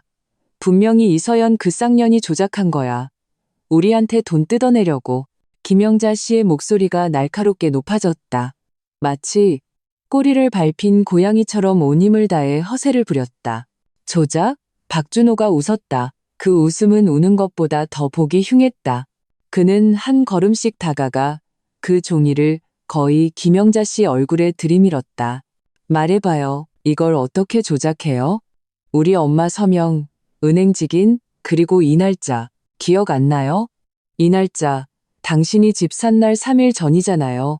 박준호의 질문은 쇠망치처럼 김영자 씨의 심장을 강타했다. 그는 입을 벌리고 입술을 떨었지만 물 밖으로 나온 물고기처럼 아무 소리도 내지 못했다. 그가 이미 묻혀버렸다고 완벽하다고 생각했던 비밀이 이렇게 피투성이로 드러나 백일하에 폭로되었다. 나는, 김영자 씨는 마침내 무너졌다. 모든 위장과 강경함이 확실한 증거 앞에서 산산조각 났다. 그는 통곡하기 시작했다. 흐린 눈물이 그의 얼굴주름과 섞여 끝없는 추함과 초라함을 흘려보냈다. 나도 이 집을 위해서 그랬어. 너랑 준이 미래를 위해서. 이서연, 걔는 돈 많잖아. 걔네 친정은 돈 많다고. 걔 돈 좀 가져온 게 뭐 어때서. 그 돈 걔 손에 있어봤자 낭비야. 이 파렴치한 변명은 박준호의 마지막 심리적 방어선을 완전히 무너뜨렸다. 그는 비틀거리며 두 걸음 뒤로 물러섰다. 눈물로 얼룩졌지만 뉘우침 없는 어머니를 믿을 수 없다는 듯 쳐다보았다. 그가 반평생 믿어온 모성애가 잘 짜인 사기극에 불과했다니. 그가 말하던 가족이라는 것이 거짓과 절도 위에 세워진 것만 번지르르한 무덤에 불과했다니. 윙하는 소리와 함께 박준호는 눈앞이 핑 돌았다. 온 세상이 그의 눈앞에서 산산조각과 눈부신 폐허로 변했다. 박씨 집안의 하늘이 완전히 무너졌다. 그 얇은 A사 용지 한 장은 마치 기폭 장치처럼 이 견고해 보였던 가족 연합을 산산조각 냈다. 이 늙은이가 나를 속였어? 감히 내 아내 돈으로 나한테 집을 사줘? 박준호의 포효는 야수 같은 절망을 담고 어질러진 거실에 울려 퍼졌다. 창문이 윙윙거렸다. 그는 핏발선 눈으로 김영자 씨의 멱살을 잡아 소파에서 억지로 일으켜 세웠다. 그가 한때 존경했던 그 얼굴은 이제 그의 눈에 비뚤어진 탐욕과 거짓으로 가득 차 보였다. 나는 너를 위해서 그랬어. 아들아, 내가 내 엄마잖아. 김영자 씨는 그의 살기 어린 모습에 겁에 질려 마른 손으로 그의 팔을 꽉 잡았다. 손톱이 거의 그의 살을 파고들 지경이었다. 나를 위해서. 박준호는 처참하게 웃었다. 웃음소리에는 피눈물이 섞여 있었다. 나를 위해서가 나를 아내의 재산을 훔쳐서 살아가는 무능한 놈으로 만드는 거야? 나를 위해서가 그 더러운 돈을 들고 가서 그녀를 질책하고 모욕하고 심지어 손찌검하게 만드는 거야? 엄마, 당신이 나를 망쳤어? 당신 손으로 당신 아들을 망쳤다고. 그는 맹렬히 손을 놓았다. 김영자 씨는 썩은 진흙처럼 바닥에 쓰러졌다. 머리카락은 헝클어지고 늙은 눈에서는 눈물이 흘렀다. 입으로는 여전히 흑백을 전도하는 궤변을 중얼거렸다. 그 돈 걔 손에 있어봤자 썩어. 걔네 친정은 돈 많아서 그 정도는 신경도 안 써. 내가 너한테 돈을 쥐어주려고 그런 거야. 바로 그때 문이 열리고 박준희가 쇼핑백을 들고 짜증스러운 얼굴로 들어왔다. 뭐야, 또 싸워? 아직도 창피한 게 부족해? 그의 시선은 바닥에 김영자 씨와 미친 듯한 박준호를 훑어보았다. 마지막으로 박준호 발치에 있는 그 치명적인 이체 증명서에 멈췄다. 박준희의 동공이 갑자기 수축했다. 그는 한 걸음씩 다가가 그 종이를 주었다. 위에 모든 글자가 빨갛게 달군 낙인처럼 그의 손끝을 짖었다. 1억 원, 이서연. 이 숫자, 이 이름은 그에게 모든 것을 즉시 이해하게 만들었다. 그의 안색은 붉어졌다 하얘졌고 다시 하얘졌다 푸르러졌다. 마지막으로 그는 맹렬히 고개를 들었지만 무너진 어머니나 분노한 오빠를 본 것이 아니었다. 그는 허공을 보았다. 머릿속에는 단 하나의 생각만이 미친 듯이 외치고 있었다. 그 3천만 원, 내가 이서연한테 빚진 3천만 원, 끝장이다. 박씨 집안의 다툼, 박준호의 붕괴, 김영자 씨의 통곡. 이 모든 것은 나와는 상관없었다. 내 스마트폰은 오랜 침묵 끝에 다급한 메시지들로 폭발했다. 발신인은 박준이었다. 형님, 제가 잘못했어요. 정말 잘못했어요. 저도 엄마한테 속았어요. 엄마가 그 집이 엄마랑 아빠 평생 모은 돈이라고 해서 그래서 제가 감히 형님한테 돈을 빌렸던 거예요. 형님 제일 좋으시잖아요. 마음도 제일 약하시고 이번 한 번만 용서해 주시면 안 될까요? 우리 그래도 한 가족이잖아요. 우리 오빠 봐서라도 그 3천만 원 그냥 동생이 장난친 걸로 해주시면 안 될까요? 나는 화면에 그 비굴하고 파렴치한 글자들을 보며 지극히 차가운 미소를 지었다. 장난? 그가 나를 막다른 골목으로 몰아붙였을 때는 장난이 아니었는데 나는 한 글자도 답장하지 않았다. 나는 조용히 모든 대화 기록을 캡처하고 압축해서 전송 버튼을 눌렀다. 수신인 최수진 변호사. 침묵이야말로 가장 큰 딱이었다. 이틀 후 낯선 번호가 내 오후의 평온을 깨뜨렸다. 전화를 받자 저편에서 지독히도 쉬고 피곤하며 짙은 콧소리가 섞인 목소리가 들려왔다. 서연아, 나야. 박준호였다. 우리 한 번만 만날 수 있을까? 그의 목소리에는 조심스러운 간청이 가득했다. 나는 잠시 침묵하다가 마침내 한 글자를 뱉었다. 그래. 만남의 장소는 조용한 카페의 창가 자리였다. 창밖에는 가랑비가 내려 이 도시에 회색 필터를 씌웠다. 박준호는 내 맞은편에 앉아 있었다. 불과 며칠 만에 그는 마치 모든 전기를 빨린 듯 완전히 무너져 내렸다. 눈은 푹 꺼지고 핏발이 서 있었고 턱에는 푸른 수염 자국이나 있었다. 한때 빳빳하던 셔츠도 구겨져 있었다. 그는 마치 폭풍우에 시달린 식물처럼 쇠락한 윤곽만 남아 있었다. 웨이터가 커피를 가져다 주었다. 몽롱한 열기가 그의 얼굴을 흐릿하게 만들었다. 미안해. 그가 마침내 입을 열었다. 목소리는 사포로 문지른 것처럼 건조했다. 서연아, 미안해. 그는 이 세 글자를 반복했다. 마치 이것이 그가 할 수 있는 유일한 말인 것처럼. 그는 고개를 들었다. 한때 나에게 짜증과 질책으로 가득 찼던 그 눈은 이제 고통과 끝없는 죄책감으로 가득했다. 나는 쓰레기였어. 눈에 뭐가 씌었었나 봐. 내가 어떻게 엄마의 그 헛소리를 믿었을까? 엄마의 계산을 모성애로 착각하고 너의 희생을 당연하게 여겼어. 너를 질책하고 모욕하고 심지어 너를 때렸어. 마지막 말을 할 때 박준호의 몸이 심하게 떨렸다. 그는 맹렬히 고개를 숙이고 양손으로 머리카락을 쥐어뜯었다. 마치 자신을 벌하는 것 같았다. 서연아, 제발 한 번만 더 기회를 줘. 그는 고개를 들었다. 핏발선 눈가에 눈물이 고였다. 목소리는 메었다. 우리 이혼하지 않으면 안 될까? 내가 돈 다 받아올게. 한 푼도 빠짐없이 너한테 돌려줄게. 우리 엄마한테 무릎 꿇고 사과하게 할게. 우리 다시 시작하자. 그냥 우리 둘이서 맹세할게. 앞으로 정말 잘할게. 세상에서 제일 좋은 것만 너한테 줄게. 그는 뒤늦은 청사진을 그렸다. 말은 간절했고 표정은 먼지처럼 비굴했다. 나는 조용히 들었다. 그를 방해하지 않았다. 나는 앞에 놓인 라떼를 들어 한 모금 마셨다. 약간 쓴 향이 혀끝에 퍼졌다. 그가 모든 참회와 간청을 다 말하고 희망에 찬 눈으로 나를 뚫어져라 쳐다볼 때까지 기다렸다가 나는 천천히 커피잔을 내려놓았다. 잔과 받침이 부딪히며 맑은 소리를 냈다. 마치 냉정한 판결 같았다. 박준호 씨, 나는 평온하게 입을 열었다. 목소리에는 증오도 사랑도 없었다. 오직 뼛속까지 시린 냉정함만이 있었다. 어떤 잘못은 용서받을 수 없어요. 내 시선은 명확하게 피하지 않고 그의 얼굴에 닿았다. 당신이 내 뺨을 때렸을 때 부서진 건 내 얼굴이 아니에요. 우리 사이에 남아있던 마지막 정이었어요.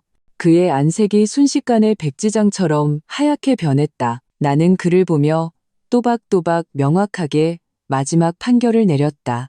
사과로 해결될 거였으면 법이 왜 필요하겠어요? 우리 사이에 더 이상 할 얘기는 없어요.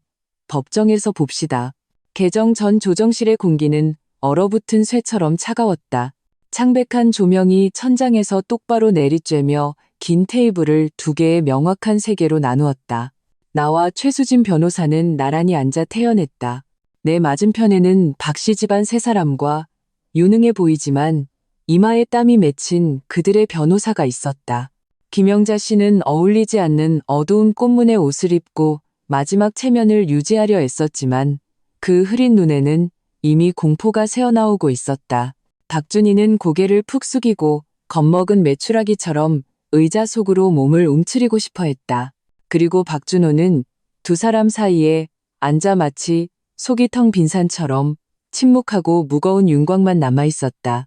시선은 자기 앞에 나뭇결에 고정된 채 감히 나와 눈을 마주치지 못했다. 상대방 변호사가 목을 가다듬고 이 숨막히는 침묵을 먼저 깼다. 목소리는 건조하게 국면을 전환하려 애썼다. 이서연 씨, 저희가 오늘 이 자리에 앉은 것은 평화롭게 문제를 해결하기 위함입니다. 그 집에 관해서는 두 분의 혼인기간 중에 구매되었고 박준호 씨도 출자했습니다. 그리고 김영자 여사님께서는 어르신으로서 그것이 당신의 효심에서 비롯된 증여라고 생각하셨습니다. 증여? 최수진이 웃었다. 그 웃음은 경멸적이고 날카로웠다. 마치 수수용 메스가 상대방의 위선적인 말을 정확하게 베어내는 것 같았다. 변호사님, 제 의뢰인의 결혼 지참금으로 제 의뢰인 모르게 전액 현금으로 구매해서 자기 이름으로 등기하는 행위를 법률에서는 더 정확한 단어로 횡령이라고 부릅니다. 그의 말이 채 끝나기도 전에 두꺼운 서류철이 가볍게 테이블 중앙으로 밀쳐졌다. 탁하는 소리와 함께 박씨 가족 모두가 움찔했다. 여기 제 의뢰인의 지참금 계좌 전체 거래 내역입니다. 모든 자금의 흐름이 명확합니다. 그중 가장 큰 금액은 부동산 개발사 계좌로 직접 흘러 들어갔습니다. 그리고 이 이체를 실행한 사람은 바로 당신 입으로 증여라고 생각하셨다는 김영자 여사님이십니다. 김영자 씨는 맹렬히 고개를 들었다. 꼬리를 밟힌 고양이처럼 날카롭게 소리쳤다. 헛소리마. 그건 내 아들 돈이야. 우리 집 돈이라고. 최수진은 그에게 눈길조차 주지 않고 여전히 점점 굳어가는 상대방 변호사의 얼굴에 시선을 고정한 채 목소리가 갑자기 차가워졌다. 만약 귀측이 증여라는 주장을 고수하신다면 우리는 장소를 바꿔서 얘기하는 것도 마다하지 않겠습니다. 횡령죄 위에 사기죄라는 것도 있습니다. 불법 점유를 목적으로 사실을 허위로 꾸며 타인의 거액 재물을 편취하는 것. 이 죄명이 성립되면 김영자 여사님께서는 아마 여기서 조정하는 것이 아니라 다른 곳에 가서 제대로 반성하셔야 할 겁니다. 사기죄라는 세 글자는 세 개의 쇠망치처럼 조정실 모든 사람의 심장을 강타했다. 상대방 변호사의 안색은 순식간에 하얗게 질렸고 물잔을 쥔 손이 미세하게 떨리기 시작했다. 주름 가득한 김영자 씨의 얼굴에서 핏기가 가시고 입술을 떨었지만 더 이상 아무 소리도 내지 못했다.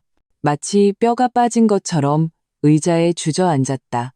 박준희는 더욱 겁에 질려 자신을 빼내고 싶어 목소리가 가늘고 찢어질 듯 울먹였다. 저랑은 상관없어요. 집 일은 저 아무것도 몰라요. 오빠랑 형님이 싸우는 거 보고 알았어요. 아, 그래요? 최수진의 입가에 차가운 미소가 걸렸다. 서류철에서 다른 종이 몇 장을 꺼내 가볍게 테이블 위에 놓았다. 가벼웠지만 천근만근처럼 무거웠다. 박준희 씨, 아무것도 몰랐다면 어머님 김영자 씨의 연금 계좌에서 지난 2년 동안 매달 돈이 당신에 의해 전액 인출된 이유를 설명해 주실 수 있나요? 그는 은행거래 내역서를 가리켰다. 모든 인출 기록에는 당신의 친필 서명이 있습니다. 당신은 노인의 연금을 한 푼도 남김없이 긁어가서 무일푼으로 만들고 동시에 마음 약하고 착한 형님에게서 3천만 원을 빌렸죠.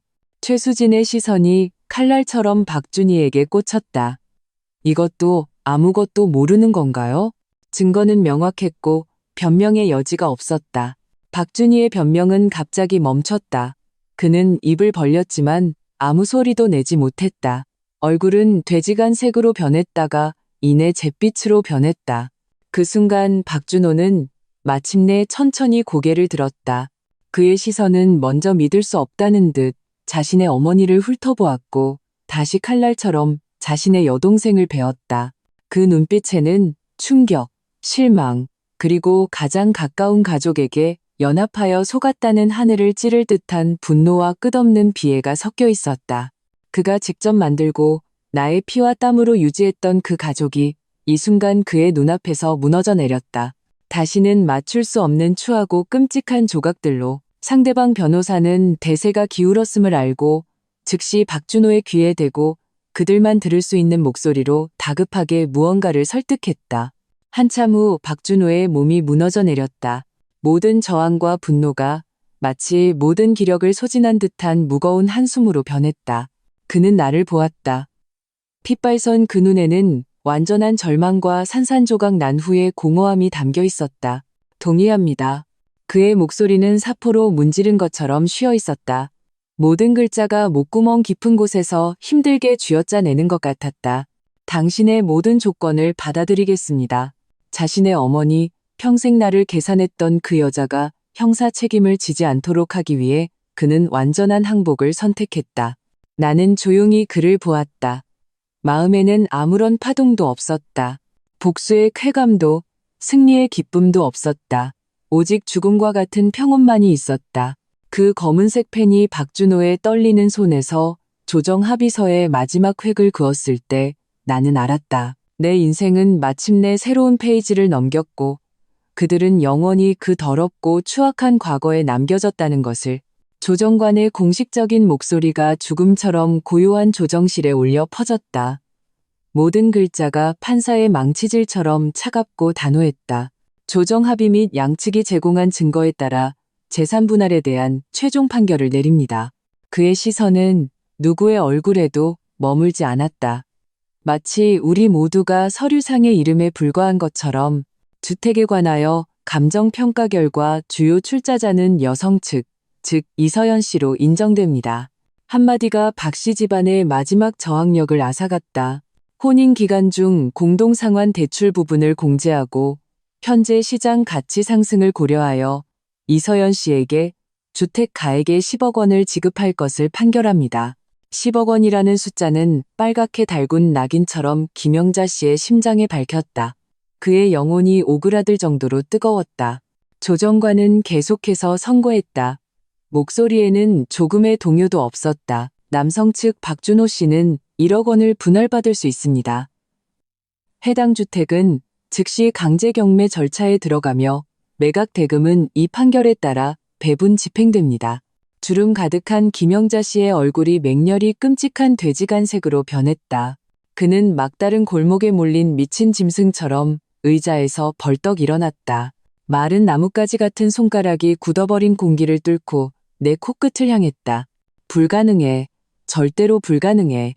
그건 내 집이야. 내 아들 신혼집이라고.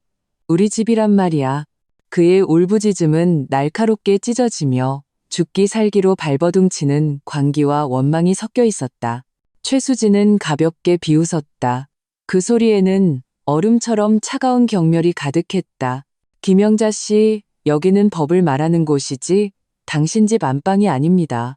판결 근거는 당신이 제 의뢰인의 지참금을 유용한 은행 거래 내역이고 당신이 거의 확정될 뻔했던 사기죄입니다. 아니면 지금이라도 장소를 바꿔서 검사님과 당신이 말하는 그 집에 대해 자세히 얘기하고 싶으신가요? 사기라는 두 글자는 사형 선고의 주문처럼 김영자 씨의 마지막 심리적 방어선을 무너뜨렸다.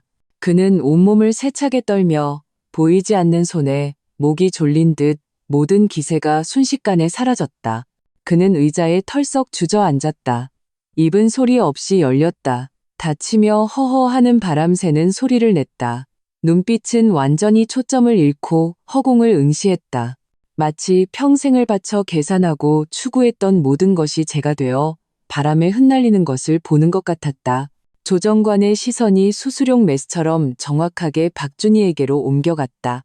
또한 이서연 씨가 혼인 기간 중 박준호 씨의 어머니 김영자 씨를 위해 대납한 5년간의 간병, 의료 등 관련 비용은 정산 결과 부부 공동 채무로 인정됩니다. 박준희의 동공이 그 순간 바늘 끝처럼 작아졌다. 박준호, 박준희 두 사람이 공동으로 연대하여 상환할 것을 판결합니다. 안 돼? 처절한 비명이 귀를 찢을 듯했다. 박준희는 벌떡 일어나 목소리가 가늘고 찢어질 듯 울먹였다. 왜요? 그건 내 엄마가 아니라 저 사람 엄마잖아요. 박준호가 갚으라고 해요. 혼자 갚으라고요. 박준호는 천년 동안 풍화된 석상처럼 여동생의 히스테리컬한 울부짖음을 못 들은 척 앉아 있었다. 그의 시선은 방금 자신이 서명한 그 이름이 찍힌 합의서에 붙어 있었다. 그 이름은 치욕의 낙인처럼 그의 눈을 아프게 했다. 집은 흩어졌고 아내와 딸은 그를 버렸다. 그리고 그가 모든 것을 걸고 지키려 했던 어머니와 여동생은 지금 가장 탐욕스럽고 추악한 이빨을 드러내고 이 텅 빈 껍데기에서 마지막 피 한 방울까지 뜯어내려 하고 있었다. 최수진의 입가에 걸린 차가운 미소가 더 깊어졌다. 그는 천천히 입을 열었다. 목소리는 부드러웠지만 글자마다 칼 같았다. 박준희 씨, 당신이 매달 어머님의 연금 전액을 인출해서 당신 오빠네 집에서 5년간 무전 취식하게 한 그 계산은 우리가 아직 자세히 따지지 않았습니다. 지금 채무의 절반을 부담하게 한 것은 당신 오빠 박준호 씨가 마지막으로 당신을 위해 부탁한 작은 정을 봐준 겁니다. 사람은 만족할 줄 알아야죠. 박준희의 울부짖음이 갑자기 멈췄다. 그는 목이 졸린 닭처럼 겁에 질려 박준호를 쳐다보았다가 원망스러운 눈으로 나를 한번 흘겨보았다. 마지막으로 그 하늘을 찌를 듯한 증오는 옆에 진흙처럼 쓰러져 있는 김영자 씨에게 정확하게 떨어졌다. 그래, 그가 모든 악의 근원이었다. 이 탐욕스러운 늙은이가 아니었다면 자신이 어떻게 오늘날 이 피 같은 돈을 다 잃게 되었겠는가. 그리고 한때 자신의 현금 인출기였던 이 늙은 시어머니는 오늘부터 자신이 돈을 내서 먹여 살려야 할 떼어낼 수 없는 짐이 될 것이다. 증오가 검은 독초처럼 순식간에 그의 심장을 옥죄었다. 그 얼굴은 극도의 질투와 분노로 완전히 일그러져 더 이상 예전의 기생충 같던 약삭빠름과 더위만만한 모습은 찾아볼 수 없었다. 조정실의 무거운 문이 열리고 나와 최수진은 나란히 걸어 나왔다. 복도의 햇살은 눈이 부실 정도로 밝았다. 나는 눈을 가늘게 뜨고 소독약 냄새가 섞인 공기를 깊게 들이마셨다. 그 냄새는 지금 자유의 향기처럼 느껴졌다. 그 안에는 더 이상 박씨 집안의 탐욕과 계산이 섞인 역겨운 냄새가 없었기 때문이다. 나는 똑똑히 알았다. 내 등 뒤에 저 문 안에서 한 가족의 붕괴는 이제 막 시작되었다는 것을. 나는 뒤돌아보지 않았다. 단 한 걸음도. 한 달 후 법원의 강제 경매 통지서가 박씨 가족에게 전달되었다. 거의 동시에 내 스마트폰에 은행 문자 메시지가 도착했다. 화면에 100 0원이라는 숫자를 보며 나는 상상했던 환희 대신 큰 병을 앓고 난 후에 피로감과 전례 없는 평온함을 느꼈다. 한때 나의 수많은 악몽을 담고 있던 그 집은 이제 차가운 숫자로 변해 그 더러운 과거와의 모든 연결고리를 완전히 끊어냈다. 그리고 박씨 집안의 비극은 이제 막 피비린내 나는 서막을 열었다. 김영자 씨는 뜨거운 감자가 되었다. 그는 하늘이 무너져라 울며 아들 박준호를 따라가겠다고 고집했다.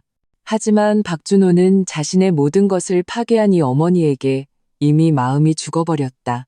그는 그 보잘것없는 1억 원으로 법원이 판결한 빚을 갚고 미래의 고액 양육비를 지불했다.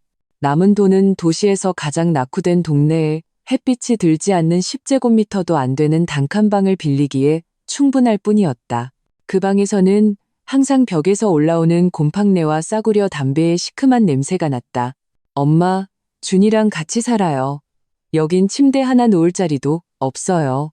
전화기 속 박준호의 목소리는 로봇처럼 무감각했다. 싫어. 나 죽어도 그 배은망덕한 년이랑은 안 살아. 걔가 내 가죽을 벗길 거야. 김영자 씨는 전화기 저편에서 떼를 쓰고 울부짖으며 평생의 수단을 다 썼다. 준호야, 내가 네 엄마야. 내가 나를 부양해야 해. 당신이 남이랑 짜고 내 아내와 아이를 계산할 때는 당신이 내 엄마라는 생각은 안 했어요? 박준호는 온 힘을 다해 목구멍 깊은 곳에서 낮은 포효를 쥐어짰다. 그것은 그가 평생 처음으로 어머니에게 이빨을 드러낸 것이었다. 당신이 오늘 이 지경이 된 건 전부 당신이 자초한 거야. 자업자득이라고. 탁소리와 함께 그는 세차게 전화를 끊고 삐걱거리는 딱딱한 침대에 몸을 던졌다. 팔로 눈을 가렸지만 넓은 어깨는 어둠 속에서 심하게 떨렸다. 억눌린 흐느낌이 갇힌 짐승의 비명처럼 새어나왔다. 김영자 씨는 결국 박준희에 의해 혐오스러운 쓰레기처럼 그의 임대주택으로 끌려 들어갔다. 그곳은 박준호의 거처보다 나을 것 없는 낡고 작은 집이었다. 원룸에 사방에 잡동사니가 쌓여 있고 공기는 혼탁했다. 늙은이, 잘 들어. 오늘부터 내 밥 먹고 내 집에 사는 거니까 얌전히 굴어. 박준희는 김영자 씨의 낡은 짐을 바닥에 내동댕이 치며 얼굴에는 감추지 않는 천박함과 혐오가 가득했다. 다시는 그 도둑고양이 같은 짓 할 생각 말고 내 주머니에서 단돈 10원이라도 가져갈 생각 마. 김영자 씨는 허리를 구부리고 침대 가장자리에 앉아 흐린 눈으로 자신의 친딸을 원망스럽게 쳐다보았다. 이 인간도 아닌 것. 네가 멍청해서 우리 집이 이렇게 된 거 아니야. 네 오빠가 나를 버린 것도 다 너 때문이야. 박준희는 세상에서 가장 우스운 농담을 들은 것처럼 양손을 허리에 짚고 날카로운 목소리로 맞받아쳤다. 우리 집? 그건 당신 귀한 아들 집이지. 나랑 무슨 상관인데? 당신이 형님 집 재산 계산할 때 나한테 10원이라도 나눠줄 생각했어? 이제 와서 쫄딱 망하니까 이딸 생각이 나? 늦었어. 그의 목소리는 더욱 악독해졌다. 혀를 날름거리는 독사처럼. 내가 예전에 당신 연금 긁어간 건 당신이 아직 이용 가치가 있었기 때문이야. 지금 당신은 뭔데? 입만 벌리고 밥 달라고 하고 병원비 달라는 짐덩어리잖아. 내가 떼어내고 싶어도 못 떼어내는 저승사자라고. 모녀의 다툼과 저주는 그 후로 그 낡은 아파트에서 매일 정시에 상연되는 단골 프로그램이 되었다. 100원짜리 수도 요금 때문에, 누가 고기 한 점 더 먹었는지 때문에, 리모컨 소유권 때문에 그들은 세상에서 가장 더러운 말로 새벽부터 밤늦게까지 서로를 욕했다. 한때 나를 계산하며 보였던 그 약간의 호흡과 약삭 발음은 이제 서로를 찌르는 가장 날카로운 칼날이 되었다. 하루하루 서로를 능지처참하며 자신도 능지처참했다. 얼마 지나지 않아 김영자 씨는 병이 났다. 그는 침대에 누워 끙끙 앓았지만 박준희는 물 한 잔 떠다 줄 생각도 하지 않고 차갑게 침대 옆에 서서 마치 낯선 사람을 보는 것 같았다. 죽는 신용하지 마. 병원비 줄 돈 없어. 진짜 능력 있으면 빨리 죽어버려. 김영자 씨의 말은 몸이 세차게 떨렸다. 그는 믿을 수 없다는 듯 눈앞에 냉담한 딸을 보았다. 그 눈빛의 한기는 시베리아의 한파보다 더 뼛속까지 시렸다. 모두에게 버림받고 명예는 땅에 떨어졌다. 그가 평생을 바쳐 추구하고 계산했던 것은 결국 끝없는 후회와 자신보다 더 이기적이고 냉혈한 딸뿐이었다. 그리고 박준호의 고난도 끝이 보이지 않았다. 그가 아내를 폭행하고 어머니와 여동생과 짜고 아내의 거액 지참금을 계산했다는 소문은 날개 돋친 듯 친척들과 회사 전체에 퍼졌다. 그는 모두가 칭찬하던 성실한 사람, 좋은 남편에서 하룻밤 사이에 모두가 경멸하는 가정폭력남, 기생충, 배은망덕한 놈으로 전락했다. 길을 걸을 때면 등 뒤에서 느껴지는 경멸과 비웃음의 시선이 선명했다. 예전에 술잔을 기울이며 형, 동생 하던 소위 친구들은 이제 그를 보면 전염병을 피하듯 돌아갔다. 그는 완전히 고립되었다. 모두가 한 번씩 밟고 지나갈 수 있는 외로운 섬이 되었다. 낮에는 공사장에서 땀을 흘리며 짐승처럼 노동력을 팔아 그 보잘것없는 급여를 벌었다. 밤에는 빛도 없고 어둠과 절망뿐인 그 단칸방으로 돌아와 사방의 차가움과 끝없는 고독을 마주했다. 그는 종종 억제할 수 없이 나를 떠올렸다. 딸의 부드러운 웃는 얼굴을, 한때 따뜻했지만 나중에 자신이 산산조각 낸 그 가정을. 하지만 세상에는 돌아갈 길이 없었다. 그의 인생은 그 합의서에 서명하는 순간 곧장만 길 낭떠러지로 추락하여 영원히 벗어날 수 없게 되었다. 나는 딸을 데리고 햇살이 가득한 투룸으로 이사했다. 거대한 통유리창 밖으로는 활기찬 도시가 펼쳐져 있었다. 딸은 새로운 나무 바닥 위에서 햇빛을 쫓아 뛰어다녔다. 그 음방울 같은 웃음소리는 내가 이 세상에서 들어본 가장 아름다운 교향곡이었다. 나의 새로운 삶은 이 순간 비로소 시작되었다. 여기에는 끝없는 다툼도, 그림자처럼 따라다니는 계산도, 숨막히는 억압도 없었다. 숨 쉴 때마다 자유의 달콤함이 느껴졌다. 내 인생은 마침내 새로운 페이지를 넘겼다. 그리고 박준호, 김영자, 박준희, 그들은 영원히 내가 그 더럽고 추악한 과거에 남겨두었다. 그들 자신이 직접 한 탐욕이라는 이름의 무덤에 영원히 묻혔다. 나는 그 피와 눈물이 서린 듯한 돈으로 도시 최고의 학군에 밝고 넓은 투룸을 샀다. 열쇠를 자물쇠 구멍에 넣고 가볍게 돌리자 철컥 하는 소리와 함께 열린 것은 문이 아니라 내가 오랫동안 잊고 있었던 미래라는 세계였다. 이사하는 날 금빛 햇살은 녹아내린 꿀처럼 아낌없이 거대한 통유리창으로 쏟아져 들어와 새로운 나무바닥 구석구석을 채웠다. 공기 중에는 새 가구의 나무 향과 옅은 페인트 냄새가 맴돌았다. 그것은 새로운 시작의 깨끗한 향기였다. 나는 깊게 숨을 들이마셨다. 폐부 깊숙이 쌓여있던 수년간의 부패와 답답함이 이 달콤한 공기에 의해 완전히 교체되는 느낌이었다. 딸은 즐거운 나비처럼 맨발로 새 집에서 뛰어다니며 춤추는 빛 조각을 쫓았다. 그 은방울 같은 웃음소리는 맑고 순수하게 텅 빈 거실에 울려 퍼졌다. 마치 최고의 공기청정기처럼 내 영혼 깊은 곳의 모든 상처를 씻어내는 것 같았다. 여기에는 더 이상 끝없는 다툼도, 그림자처럼 따라다니는 계산도, 토할 것 같은 억압도 없었다. 숨 쉴 때마다 자유의 달콤함이 느껴졌다. 나의 직업 계획서는 새 책상 위에 펼쳐져 있었다. 빽빽한 글씨는 미래에 대한 나의 약속이었다. 직장으로 복귀한 나는 더욱 날카롭게 갈고 닦은 전문 능력과 벼랑 끝에서 살아 돌아온 결단력으로 새로운 회사에서 빠르게 자리를 잡았다. 한때 결혼 생활의 사소한 일들에 의해 마모되었다고 생각했던 재능과 열정은 이제 화산처럼 폭발하여 막을 수 없었다. 나는 더 이상 남의 눈치를 보고 비위를 맞춰야 하는 비굴한 주부가 아니었다. 나 이서연은 내 인생의 조타수였다. 스마트폰 벨이 울렸다. 화면에 최수진이라는 두 글자가 떠올랐다. 나는 전화를 받고 창가로 걸어가 아래로 흐르는 도시의 맥박을 내려다보았다. 여보세요, 이대민요. 이사 축하해. 새집 어때? 완전 끝내주지? 절친 최수진의 트레이드마크인 호탕한 웃음소리가 수화기를 통해 들려왔다. 모든 어둠을 몰아낼 만큼 따뜻했다. 나는 고개를 돌려 딸이 내 품에 안겨 작은 얼굴로 내 다리를 비비는 것을 보았다. 나는 딸을 가볍게 안아 그 따뜻한 몸과 완전한 의지를 느꼈다. 전례 없는 따뜻한 기류가 심장에서부터 사지로 퍼져나갔다. 나는 진심으로 웃었다. 그 웃음은 과거의 겹겹이 쌓인 어둠을 뚫고 지금 창밖의 햇살처럼 찬란했다. 수진아, 나 전에 없이 좋아. 내 목소리는 아주 낮았지만 전에 없던 단호함과 무게가 담겨 있었다. 항상 내 곁에 있어줘서 고마워. 그리고 심연에서 발버둥 치며 한 걸음씩 기어나온 용감했던 나 자신에게 더 고마워. 전화기 저편은 잠시 침묵했다. 이내 최수진의 약간 목이 맨 웃음소리가 들려왔다.